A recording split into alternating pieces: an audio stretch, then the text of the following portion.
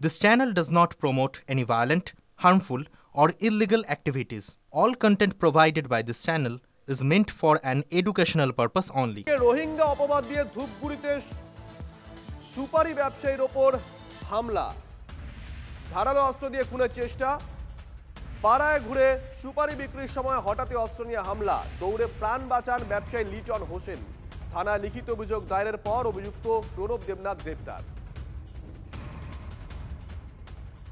রোহিঙ্গা অপবাদ দিয়ে ধূপগুড়িতে সুপারি ব্যবসায়ীর ওপর হামলা, ধারালো অস্ত্র দিয়ে খুনের চেষ্টা, পাড়ায় ঘুরে সুপারি বিক্রির সময় হঠাৎই অস্ত্র নিয়ে হামলা, কোনো মতে দৌড়ে প্রাণ বাঁচান ওই ব্যবসায়ী লিটন হোসেন। কিন্তু কারা হামলা করলো ডিটেল নেব রনির কাছ থেকে। রনি, দেখো, যেমনটা জানা গিয়েছে ধূপগুড়ি পৌরসভার 14 নম্বর ওয়ার্ড, সেই ওয়ার্ডেই হচ্ছে দুই যুবক, তারা হচ্ছে বাড়ি ঘুরে ঘুরে সুপারি গাছ থেকে সুপারি কেনেন, কাঁচা সুপারি, এবং তারা কিনতে গিয়েছিলেন। সেই সময় সেই এলাকারই এক বাসিন্দা, তিনি ধারালো অস্ত্র নিয়ে বেরিয়ে আসেন এবং রোহিঙ্গা অপবাদ দিয়ে তাদের উপরে চড়াও হয় এবং এমনকি তাদেরকে হামলা করে এবং প্রাণ ভয়ে তারা কিন্তু সেখান থেকে পালিয়ে যায়। এরপরে ধূপগুড়ি থানায় লিখিত অভিযোগ দায়ের করা হয়েছে এবং অভিযোগ দায়ের করার পরে পুলিশ কিন্তু একজনকে গ্রেপ্তার করেছে, যেমনটা জানতে পারা গেছে। এবং এই ঘটনায় রীতিমতো চাঞ্চল্য ছড়িয়ে পড়েছে এবং গোটা ঘটনা নিয়ে কিন্তু তৃণমূলের যে সংখ্যালঘু সেল রয়েছে তারাও কিন্তু অভিযোগ জানিয়েছে থানায়। এবং স্বাভাবিকভাবে এখনো আরেকজন রয়েছে, দুজনের নামে অভিযোগ দায়ের হয়েছিল লিখিত আকারে, সে এখনো ধরা পড়েনি। তবে কি কারণে এমনটা ঘটলো তা খতিয়ে দেখছে পুলিশ। ধন্যবাদ।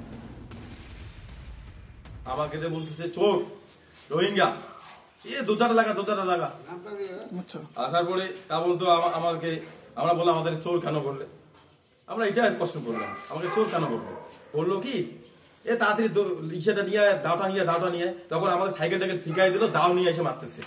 তখন আমরা ভাইকে এই জায়গায় ছুটে চলে আসলাম।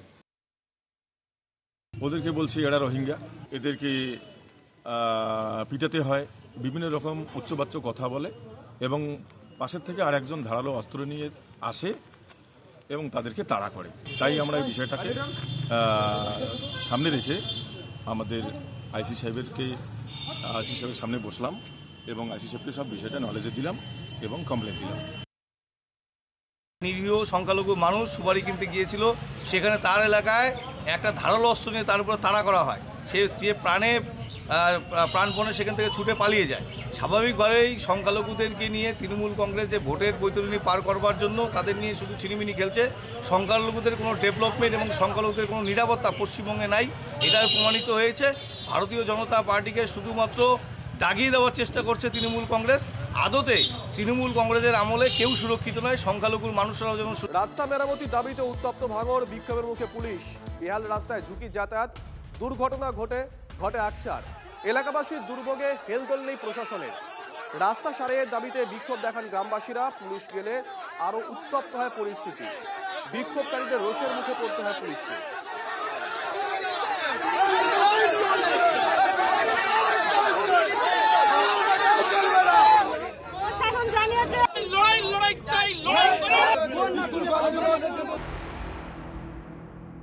ফিরে এলাম ব্রেকের পর।